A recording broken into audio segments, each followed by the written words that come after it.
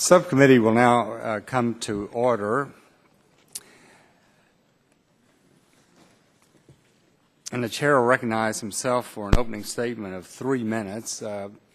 During markups, the chairman of the full committee and subcommittee will be given 3 minutes. The ranking member of the full committee and subcommittee will be given 3 minutes. And each other member that would like to give an opening statement will be given 2 minutes. So I'll recognize myself for 3 minutes. Today, this subcommittee embarks on its first markup of the 113th Congress. The nation still faces unacceptably high unemployment rates, and gasoline prices still remain very high, which is why approving the Keystone Pipeline expansion project makes more sense than ever. I would urge everyone here today to support H.R. 3, the Northern Route Approval Act, which gives this important pipeline its long overdue green light. And I certainly want to thank the member of this committee, Lee Terry, for his tireless efforts on behalf of this bipartisan bill. As I mentioned in our hearing last week, the Keystone Pipeline has become a household name. We're all familiar with the benefits of this project that would bring more Canadian oil to Midwestern and Gulf Coast refineries. The estimated 20,000 direct and approximately 100,000 indirect jobs alone would likely make it a more successful jobs program than any project in the $800 billion stimulus package or any other job-creating effort in this administration.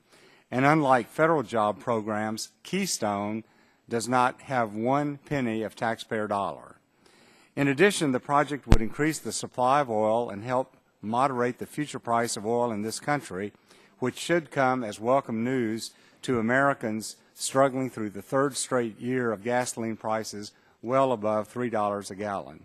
It is worth noting that Keystone is probably the most extensively studied pipeline project in history, having already undergone one full round of NEPA review that took nearly 3 years and is currently stuck in another round of environmental review. As a matter of fact, that pile of books down there is the environmental impact study of this project. And that's not including the supplemental. Most recently, we have an updated environmental impact statement from the State Department, once again, which gives the project a clean bill of health. I would also note that the intrastate dispute over a portion of the route through Nebraska has been resolved, and Nebraska Governor Dave Heinemann supports the project and wants construction to begin. It has become clear that the administration and opponents of Keystone would like nothing more than to engage in what is a seemingly endless stream of analysis followed by waves of litigation from environmental groups. No person can claim with a straight face that what we're doing today is somehow rushing this project. We need to stop giving excuses, not just for Keystone itself, but for America's economic and energy future. Many of us have a vision that America can be energy independent. And one way we can do that is to propose the Keystone Pipeline and approve this legislation today.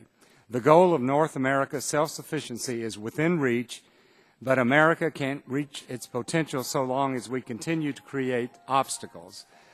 So I would urge everyone to support this legislation today, and at this time I recognize the gentleman from Chicago, Mr. Rush, for 3 minutes. I want to thank you, Mr. Chairman. And Mr. Chairman, there's an article in today's National Journal entitled, and I quote, "House Energy Committee's Redux Agenda," end of quote, in which the author notes that the majority party continues to push the exact same ineffective and dead-on-arrival policies that they promoted in last year's Congress, the 112th Congress, which will go down as one of the most unproductive committees in modern history. So here we are again for the umpteenth time debating a bill that would mandate approval of the Keystone Pipeline. a bill that would circumvent the ongoing State Department review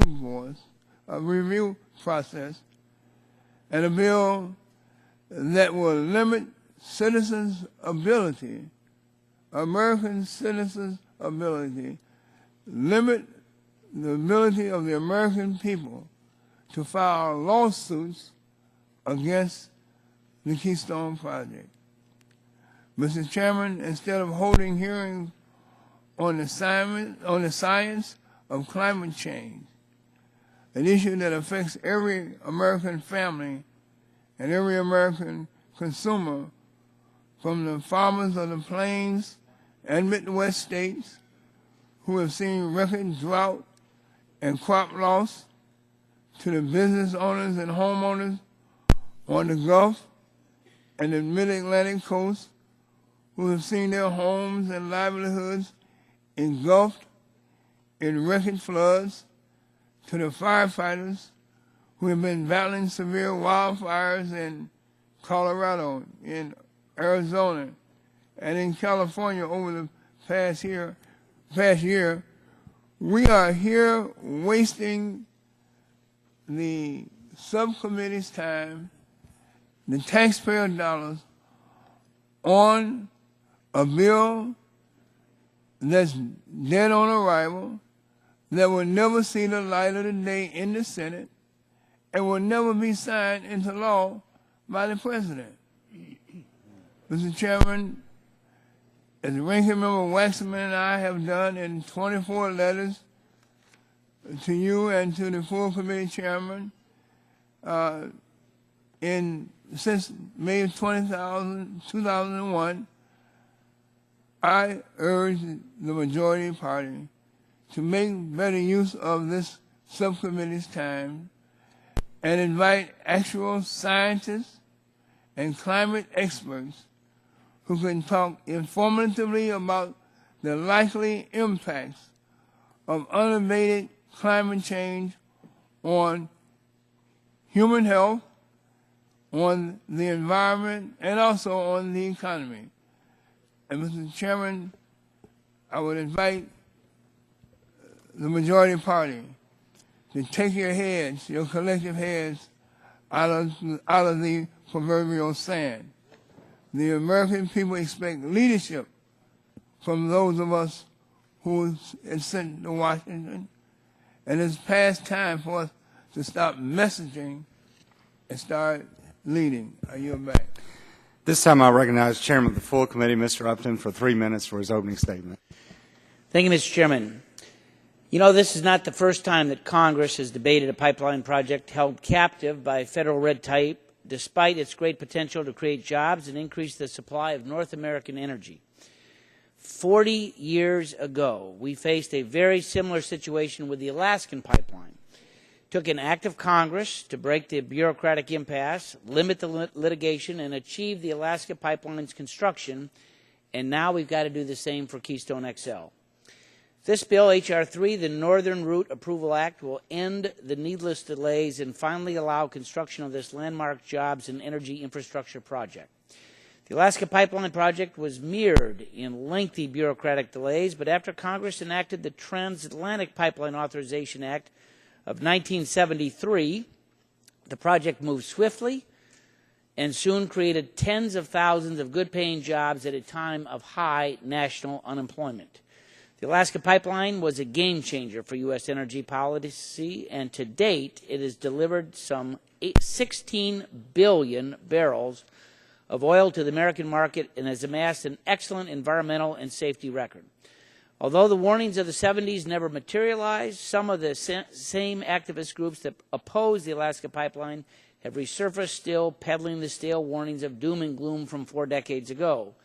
The Alaska Pipeline Bill was an acknowledgement by Congress that the environmental review process it created had strayed from its purpose and was being used to jeopardize a project clearly in the national interest. Congress never intended for the National Environmental Policy Act to become a backdoor means of stopping major projects through a process of paralysis by analysis, but we see this again with Keystone. The State Department has already produced 15,500 pages, there they are, of documents in its NEPA review of Keystone. This review is now entering its 5th year, and there is no clear end in sight, and the delays have enabled opponents to mobilize for yet lengthy fight in the courts. We can look to our past and to the Alaska Pipeline as a reason to approve Keystone, but this project is really about our future. Keystone is an opportunity to create jobs, expand our supplies of affordable and reliable North American energy, and the goal of North American energy self-sufficiency is within reach. And there are plenty of factory workers, pipe fitters, welders, laborers, electricians, and others ready to create that infrastructure. There's no reason for the administration to continue dragging its feet on this jobs and energy project. In 2010, then Secretary of State Hillary Clinton said she was inclined to improve the pipeline. Those were her words.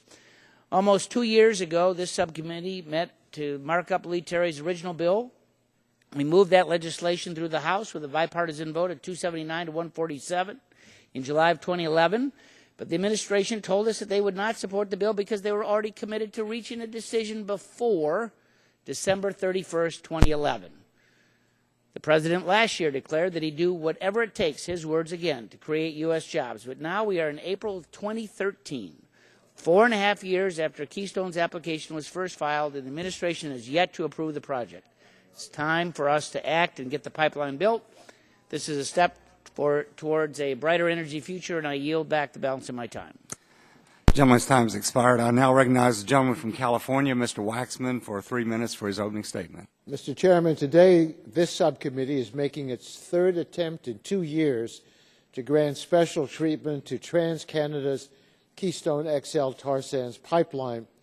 This bill waives the rules to get Canada's dirty tar sands oil to the Gulf, where it can be sent to other countries.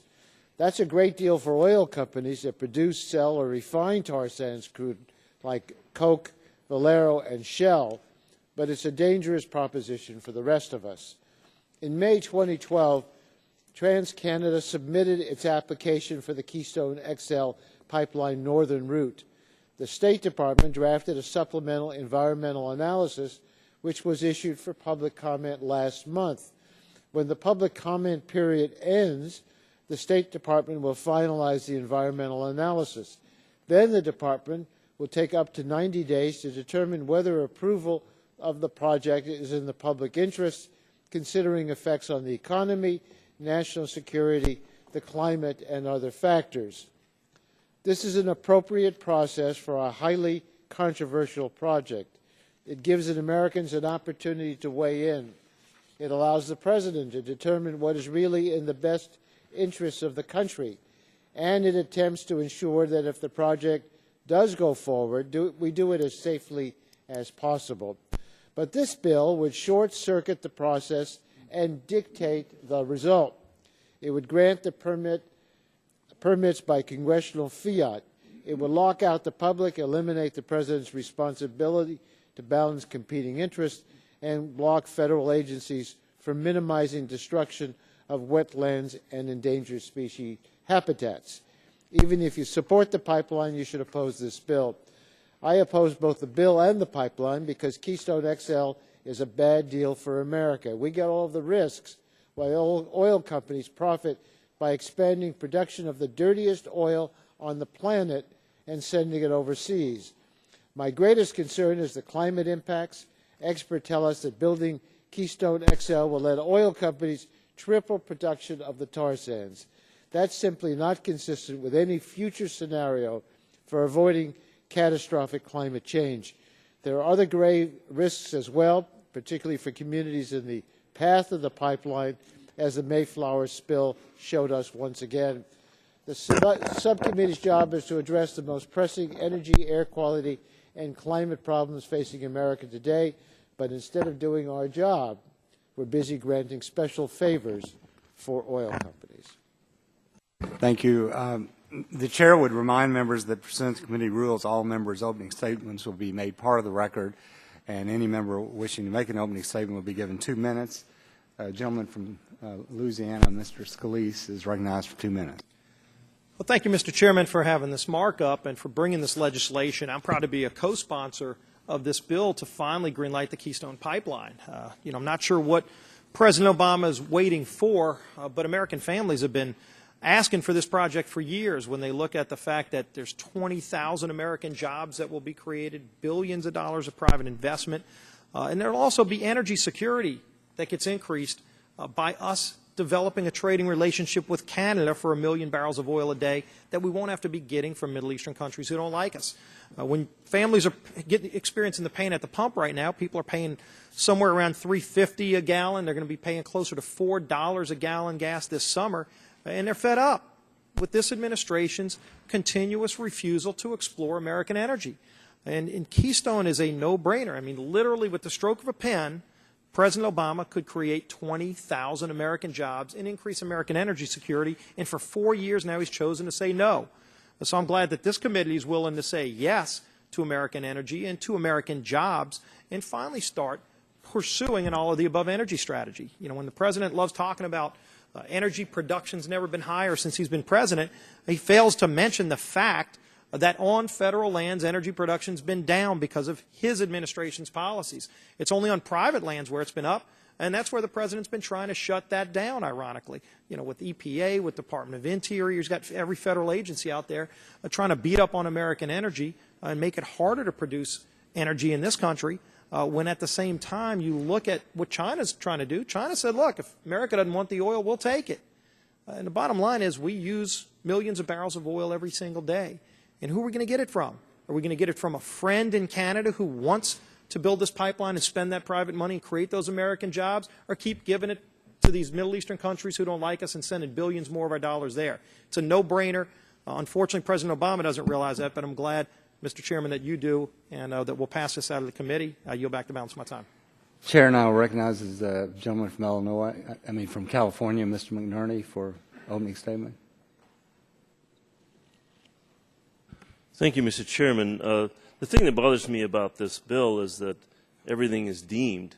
You deem the final EIS issued as of August 26, 2011. It deems the incidental take permit issued from the American Bearing Beetle, the right-of-way and temporary use permits issued, and it deems a special permit for the Migratory Bird Treaty Act.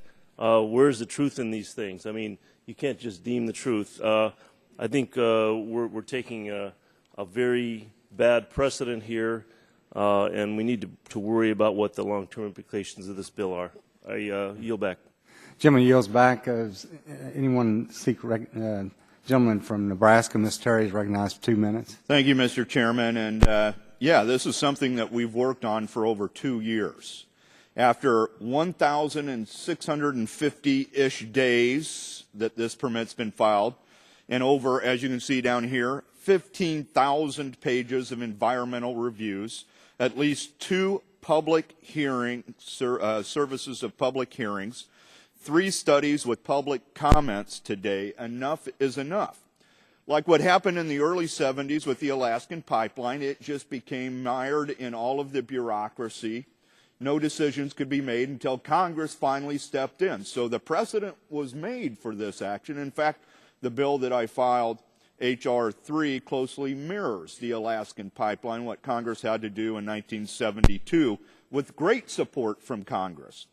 My bill declares that no presidential permit is required for this project and deems the final EIS of August 26, 2011, along with the additional work of Nebraska, as sufficient. That's where the truth lies. Right there, we're deeming it. The additional provisions of the bill will ensure that the pipeline can't be delayed by nefarious series of litigation or other attempts to delay this project indefinitely. My bill helps make America more energy secure by reducing our dependence on foreign oil sources. Instead of relying on OPEC nations, we rely on our partner, Canada. So we get energy security, we get thousands of infrastructure jobs. This is a win-win for America, and I yield back. Gentleman yields back. There are further opening statements. Gentleman, Mr. Engel from New York, is recognized for two minutes. Thank you very much, Mr. Chairman. I have not made up my mind on the Keystone Pipeline. But having said that, I think that it's unfortunate that we're yet marking up a bill that would bypass the process the government has in place. While the process may not be moving as quickly as some of my colleagues would prefer, it is moving. Right now, we're in the public comment period of the draft environmental impact statement, and that part will close on April 22nd. We must let this process play out the way it is meant to by law. This method ensures that all environmental and safety issues are properly addressed. I'm torn because I would rather buy oil from Canada than from countries that are hostile to us, like Venezuela or the Saudi royal family. But having said that, I share concerns about this project with many of my constituents and colleagues. The question, for instance, is what do the American people get? In last week's hearing, I could not get an answer as to how much oil would actually remain in the United States vis-a-vis being exported. Will this do anything to lower gas prices? Will this help make us energy independent? So I think there are questions that need to be asked and settled, and I don't think that we should short-circuit the process. This is something that's very, very serious. We should let it play out and then make a reasonable decision after the process is played out. So I oppose this legislation, and I think that we ought to, again, be more concerned about having it balanced rather than short-circuiting the process that we already have in place. I yield back. Gentleman yields back. Mr. Pitts, did you have an opening statement? Mr. Latta, do you have an opening statement? Mr. Cassidy? Mr. McKinley? The gentleman is recognized for 2 minutes. Mr. Chairman, we've heard a lot about numbers, so let me try to phrase it in a different way. Just go back to 2008, just 5 years ago.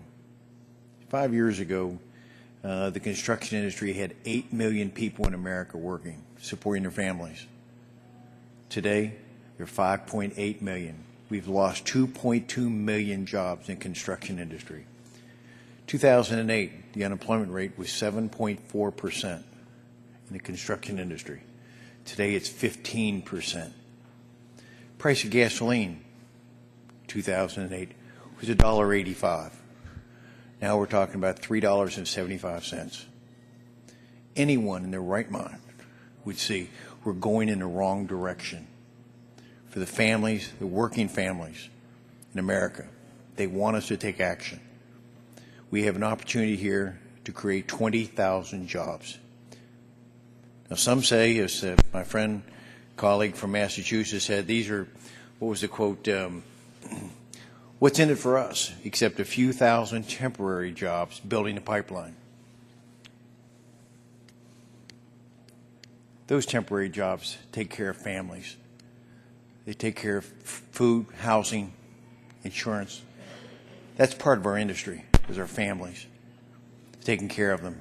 And if these are temporary jobs, I've never heard that comment made until I came here to Washington. Construction industry has built our homes, they've built our federal buildings, they've built building after building all across America. And it's time that we take more consideration for the working men and women of this country and stop this hemorrhaging of our job loss in the construction industry and put our people back to work. So with that, Mr. Chairman, I yield back my time. Gentleman yields back. Mr. Tonko, did you want to do an opening statement? Okay. Mr. Green, you're recognized for 2 minutes. Thank you, Mr. Chairman. I'll keep the statement brief. I've been a long-time supporter of the Keystone XL pipeline. I'm frustrated the pipeline still has not been approved, but with 4 favorable environmental impact statements comprised of thousands of pages of analysis, it's time for the administration to move this project. Any further delay is ridiculous. I plan to support the bill this afternoon, but let me be clear about a couple things. I support the bill because it's mainly a messaging bill. It's time the administration stops stalling on the decision. That said, I do not support the precedent policy and policies laid out in sections 4 through 8, nor do I think we need to spend the committee's time on another Keystone bill when we've spent thousands of hours in the past on it. I also don't know why we consider a bill that doesn't go anywhere in the Senate except it's a message, and I'll agree to that today. I hope after tomorrow we can put this issue behind us and start considering other bills that may have a chance to become law.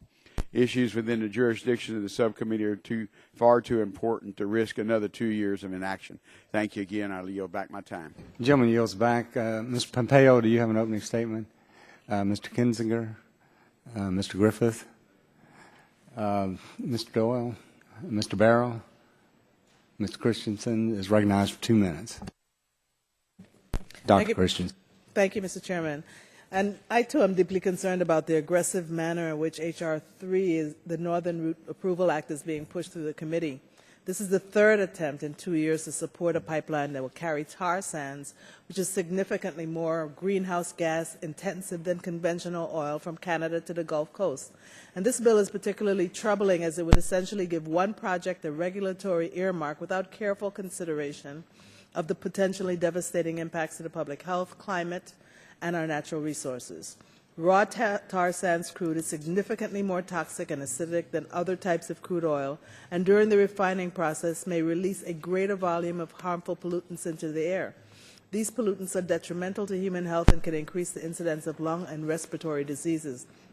We need to consider just how much we're willing to risk and put at stake, because between 2000 and 2009, pipeline accidents were responsible for 2,794 significant incidents and 161 fatalities in the United States. Within the past few years, there have been multiple incidents of spills and other related disasters, and we know it can take a long time to clean up after a spill, like in Kalamazoo, Michigan, where the water is still polluted 3 years later.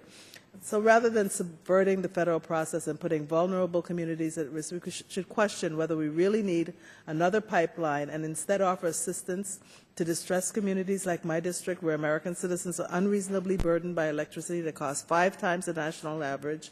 And we can create jobs just as easily in a green economy. But we cannot continue to ignore the consequences of this project, and we cannot continue to ignore the public health and climate change impacts and those who truly need our help. I yield back. Gentlelady yields back. Ms. Castor, that concludes today's opening statements. Did we get Terry? Yeah. So at this point, the chair would call up H.R. 3 and ask the clerk to report. H.R. 3, to approve the construction, operation, and maintenance of the Keystone XL pipeline and for other purposes. Without objection, the first reading of the bill is dispensed with, and the bill will be open for amendment at any point so ordered. Are there any bipartisan amendments to this bill? Are there any amendments to the bill? Mr. Chairman. For what purpose does the gentleman from Illinois seek recognition? Mr. Chairman, I have an amendment at the desk. Clerk will report the amendment. Amendment to H.R. 3, offered by Mr. Rush of Illinois. Without objection, the reading of the amendment is dispensed with, and the gentleman from Illinois is recognized for 5 minutes in support of his amendment. Mr. Chairman, I strongly disagree with the majority side's process of trying to immediately expedite approval of the Keystone XL pipeline. Expediting the approval of Keystone XL pipeline, even as ExxonMobil continues to clean up the Pegasus oil spill in Mayflower, Arkansas, which ruptured on March 29th while carrying crude oil from my home state of Illinois to the Gulf Coast in Texas. Currently, it is still unclear why the Pegasus leak occurred, but here today, my Republican colleagues are trying to force through another major pipeline project even before the American people have the answers for what is the cause of the most recent oil spill. This bill before us today, H.R. 3, does little to allay the American people's fears that the majority party is putting the public interest second as it curtails the environmental review process while also limiting the ability of average citizens to redress their grievances through the judicial system. H.R. 3 will remove all judicial review of the Keystone Pipeline out of the hands of state and local courts, and will give the D.C. Court, the D.C. Court of Appeals, exclusive jurisdiction over the project, bearing intervention by the Supreme Court. While this provision may not be cause for concern for those who are wealthy, those who are more affluent, who have the means to travel to D.C. if they have legitimate claims to a suit. But I can assure you, Mr. Chairman, that there are many American families who would be simply unable to accept the hardship that you want to heap on them with this particular bill. So, Mr. Chairman, my amendment is fairly straightforward, very straightforward. My amendment would simply delete Section 4, the judicial review clause, to allow everyday, ordinary American citizens, those who are struggling economically, give them the ability to keep their rights intact and not limit their ability to file a legal claim. They can't afford to come to Washington, D.C. in order to sue regarding the Keystone XL pipeline. Many citizens would be unjustly affected by losing their legal right to file a claim in their own home state or in their local jurisdiction, simply because some on the other side wanted to clear any remaining annoyances, any remaining little bitty hurdle, and expeditiously ram this project through. Shame on us, shame on those on the other side. Allow the American people their right to sue, to get a hearing before the bar of justice. It is their country also.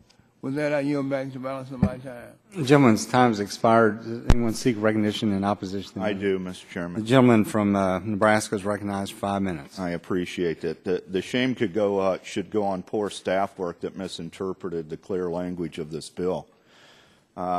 Just a few of the points here that were raised, that somehow we have removed jurisdiction or prevented lawsuits. The reality is the opposite. There was no cloture of or prevention of citizen lawsuits here. And those that have been involved in legislation in the past know that what occurs when lawsuits are filed under the Clean Air or Clean Water Act is that the NRDC is the law firm, Sierra Club finds a member, and they bring the lawsuit. It is traditional that lawsuits based on the legislation or the jurisdiction thereof is done in the courts in Washington, D.C. that have the level of expertise. This is normal course of business type of stuff, and in fact, this language of putting a shot clock on the filing of the citizen lawsuits that are preserved was also part of the Alaskan pipeline bill that was, frankly, done after on conference on a voice vote, so unanimously accepted back then. And it's necessary today. Why is it necessary that we have this 60-day filing? Well, first of all, we know because the NRDC, Sierra Club, and other environmental organizations have already said that they have the lawsuits waiting. It is traditional that the lawsuits from the environmental organizations are filed. What also happens, and we've seen this all over the United States, where what happens is they abuse the right of the citizen lawsuit, because what they'll do is file one lawsuit today. It'll take 2 years to get through. The court rules against the petitioner or the plaintiff. Then they go back and file their second lawsuit, then their third lawsuit. I've seen some of these projects that after 20 years are still in court, and the project never happens. It's that level of war of attrition using the courts that we're limiting here. We aren't doing away with the right of the citizen lawsuit. All we're saying is that, look, you've already said that you've got the petitions ready to go. So since you already got them ready to go, file them within the first 60 days. And that after 60 days, then that's your statute of limitations for filing, and that we've got a finite plan. Why is it important that we remove this opportunity to delay to infinity? Is because we've already seen that's what the plan is. We've seen the president deny the permit well over a year ago because it may have interfered with his election. We're seeing repetitive environmental studies. We're seeing multiple sets of hearings, multiple requests for comment periods, and it is likely that they'll come up with some new excuse in the future to delay this. I have no doubt in my mind that the President of the United States wants to delay this to the point where people just forget about it. Well, I'll tell you what, our energy independence is too important. Our energy security is too important. The creation of the jobs are too important to delay any longer. This is the 1,650th day of this permit. This is going almost 3 times longer than any other permit crossing a border.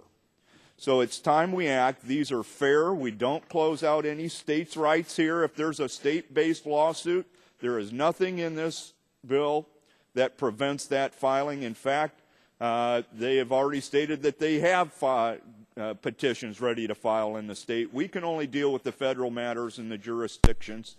And so that's why we've done it this way. And again, this isn't precedent setting. This is exactly what had to happen on the Alaskan pipeline to get that built as well, to remove the barriers of delay, the reasons for delay. We've delayed enough. Enough is enough here. Let's get this going. Does anybody else want a minute? I yield back. Gentleman yields back. Gentleman from California is recognized for 5 minutes. Hold on, I got to listen. Mr. Chairman, I support this amendment. This bill has many flaws. It provides special treatment for a particular project pushed by TransCanada Corporation.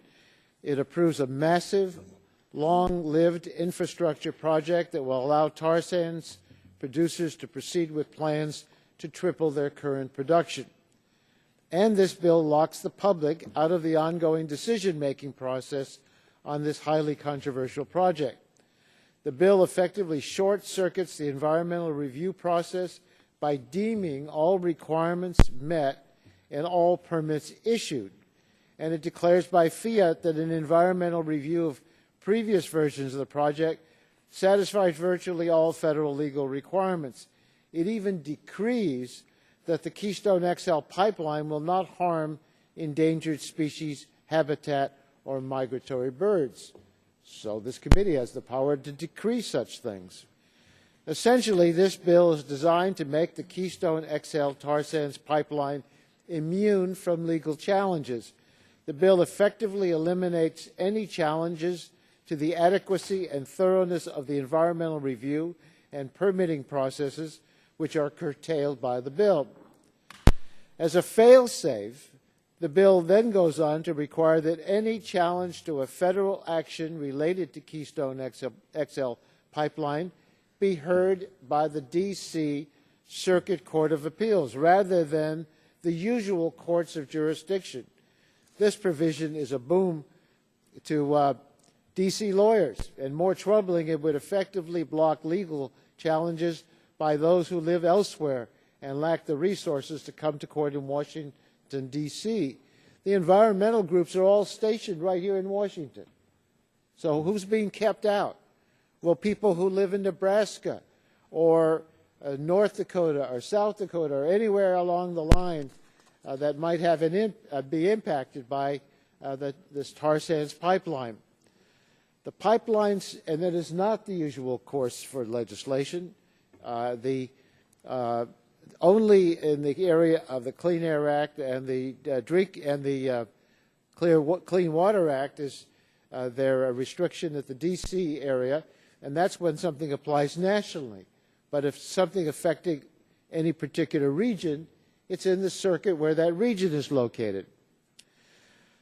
The pipeline supporters want to expedite the permit decisions, but moving judicial review from one court to another doesn't necessarily expedite anything. It does, however, make it more burdensome and costly for affected individuals, communities, businesses, state and local governments to participate in the process by forcing them to travel to D.C. to make their case. Many of my colleagues on the other side of the aisle like to criticize centralized government and bash Washington, D.C. They extol the virtues of local control. But this bill would centralize judicial control right here in Washington, D.C. This amendment would simply strike the provisions, the Rush Amendment, which I urge members to vote for, strike the provisions sending all challenges to the Keystone XL pipeline to the D.C. Circuit Court of Appeals. The Bush Amendment will not cure this fatally flawed bill, and I'm going to certainly continue to oppose it even if this amendment passes. But this amendment does stand up for the right of American people to challenge their government actions in the courts, and it would ensure that this right is not curtailed by playing games with the jurisdiction of the courts. We can give people rights on paper, but if they can't exercise them as a practical matter, they're effectively worthless. So I support the Rush Amendment, urge my colleagues to vote for it as well. Gentleman yields back. Yield back. The chair recognizes himself for 5 minutes, and while I have a great deal of respect for the gentleman from Illinois, I do want to just emphasize that some people are under the impression that we're short-circuiting environmental studies on this project. I might say that TransCanada submitted its first application for a presidential permit on September 19, 2008. That was 1,670 days ago. The environmental and safety review process for the first application took nearly 3 years to complete. The Department of State has publicly released over 15,500 pages of documents relating to NEPA analysis and indicated that there was not serious environmental issues. 11 federal agencies participated in reviewing Keystone. Every state affected by the proposed Keystone route has independently reviewed and approved the pipeline. H.R. 3 does not short-circuit the NEPA process. It merely authorizes the original, full, and complete NEPA process and its 15,500 pages of extensive review to serve as the record of review for the pipeline.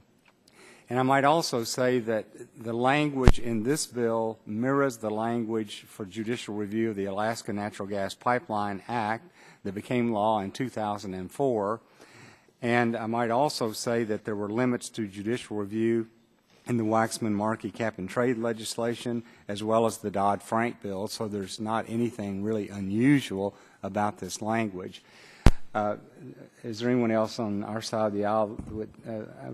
May I? I would yield my 3 minutes to Mr. Terry. And I only need a handful of seconds here. In addition to the fact that the environmental studies were done, the agencies participated, there's been intensive review of it. It's about, almost 2 years since those have been filed. So if they haven't had time to review it in 2 years, I'm not sure, why they've waited. They haven't, really. But also the point is that those studies have also been open for comment. They went through the comment period. The public has been had the opportunity to submit their statements already. There was also a series of hearings in addition to the comment period that have been done on these environmental studies. And so, to sit there and say that the public's being shut out of this when they've done more than the statute requires for public comment and hearings, it's just a fallacy. It's just not correct to say that the public's been shut out of this. What we're seeing is extraordinary efforts here. They've already done another comment period that wasn't necessary, but they did it anyway. There's a public hearing this Thursday. To sit there and say you got to do what, the third or fourth round of public hearing that's not legislatively required seems to be excessive and gives further evidence that the whole purpose is to delay this so that the people forget about it and it'll never be built. Yield back my time to the chairman. Yield back the balance of my time. Is there further? The gentleman from New York is recognized for 5 minutes. Thank you, Mr. Chair. I move to strike the last word. I support Mr. Rush's amendment. Section 4 of this bill grants Trans-Canada special status in the federal judicial system. And why are we granting a foreign company special consideration over the consideration of our own citizens? This entire bill is nothing more than a rubber stamp for the project, a project that offers limited public benefits at significant public risks. If the case for this project is as strong as its proponents claim, the federal courts should present only a small hurdle for the company. The tar sands are not going anywhere. We have other pipelines and other means to transport this oil available today. This is all about expansion of tar sands activity, not about access to this resource. Since demand for petroleum products here in the U.S. is stable and much of this product is destined for other markets, there is no justification for trampling the rights of our citizens to have this project reviewed by the courts. The pipeline, if built, will operate for some 50 years. Another year or two devoted to the guarantee of due process for our citizens is a small price to pay for ensuring this project is in the public interest and is being constructed in the safest and least damaging way possible. I urge support for Mr. Rush's amendment, and with that, I yield back. Mr. Chair. The gentleman yields back. Is there further discussion of the amendment of Mr. Rush? Seeing no one seeking recognition for further discussion, the vote occurs on the amendment. All those in favor shall signify by saying aye. Aye. All those opposed, no. The nays have it, and the amendment is not agreed. Mr. Chairman, I ask for a roll call vote. The gentleman from Illinois requests a roll call vote. The clerk will call the roll.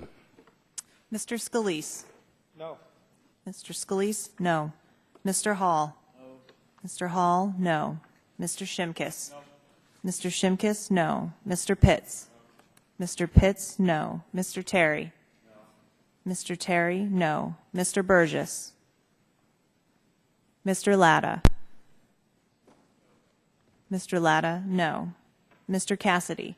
Aye. Mr. Cassidy? Aye. Mr. Olson? No. Mr. Olson? No. Mr. McKinley? Mr. McKinley? No. Mr. Gardner? Mr. Gardner? No. Mr. Pompeo? Mr. Pompeo? No. Mr. Kinzinger? Mr. Kinzinger? No. Mr. Griffith? Mr. Griffith? No. Mr. Barton? Mr. Upton? No. Mr. Upton? No. Chairman Whitfield? No. Chairman Whitfield? No. Mr. Rush? Aye. Mr. Rush? Aye. Mr. McNerney? Aye. Mr. McNerney? Aye. Mr. Tonko? Aye. Mr. Tonko? Aye. Mr. Markey? Mr. Engel? Aye. Mr. Engel? Aye. Mr. Green? Aye. Mr. Green? Aye. Ms. Capps? Ms. Capps? Aye. Mr. Doyle? Mr. Doyle? Aye. Mr. Barrow? Mr. Barrow? No. Ms. Matsui? Ms. Christensen? Ms. Christensen? Aye. Ms. Castor? Ms. Castor? Aye. Mr. Waxman? Aye. Mr. Waxman? Aye. Is there any other person seeking to cast their vote at this time? The clerk will report the result.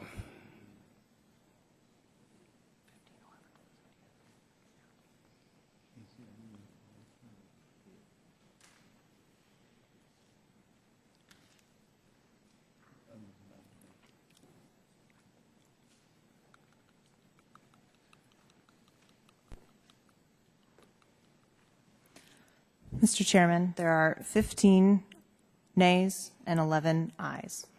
15 nays, 11 ayes. The agreement is not agreed to. Are there further amendments to this bill?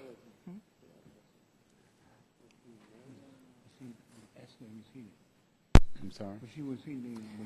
Yeah, would you repeat the count? What? 11 yeas and 15, or 11 yeas and 15 noes. 11 yeas, 15 noes. The amendment is not agreed to. Are there further amendments at this time to be offered? If not, then the question would now occur on favorably forwarding to the full committee H.R. 3, the Northern Route Approval Act. All those in favor shall signify by saying aye. Aye. All those opposed, no. No. Opinion of the chair, the ayes have it, and H.R. 3 is. The gentleman from California requests a roll call vote. Will the clerk call the roll? Mr. Scalise. Aye. Mr. Scalise, aye. Mr. Hall. Aye. Mr. Hall, aye. Mr. Shimkus. Aye. Mr. Shimkus, aye. Mr. Pitts. Aye. Mr. Pitts, aye. Mr. Terry. Aye. Mr. Terry, aye. Mr. Burgess. Mr. Latta. Aye. Mr. Latta, aye. Mr. Cassidy. Aye. Mr. Cassidy, aye. Mr. Olson. Aye. Mr. Olson, aye. Mr. McKinley. Mr. McKinley, aye. Mr. Gardner. Aye. Mr. Gardner, aye. Mr. Pompeo. Mr. Pompeo, aye. Mr. Kinzinger. Mr. Kinzinger, aye. Mr. Griffith. Mr. Griffith, aye. Mr. Barton. Mr. Upton. Aye. Mr. Upton, aye. Mr. Rush. No. Mr. Rush, no. Mr. McNerney. Mr. McNerney, no. Mr. Tonko. Mr. Tonko, no. Mr. Markey. Mr. Engel. No. Mr. Engel, no. Mr. Green. Aye. Mr. Green, aye. Ms. Capps. Ms. Capps, aye. Mr. Doyle. No. Mr. Doyle, no. Mr. Barrow. Aye. Mr. Barrow, aye. Ms. Matsui. Ms. Christensen. No. Ms. Christensen, no. Ms. Castor. Ms. Castor, no. Mr. Waxman. No. Mr. Waxman, no. Chairman Whitfield. Aye. Mr. Whitfield, aye. How was Ms. Capps recorded? Ms. Capps votes aye. Sure. I think she wants to change her vote. Ms. Capps votes no. Yeah. Anyone else seek to vote or change their vote? Good try. Good try. Thanks. Well, the clerk will please report the result.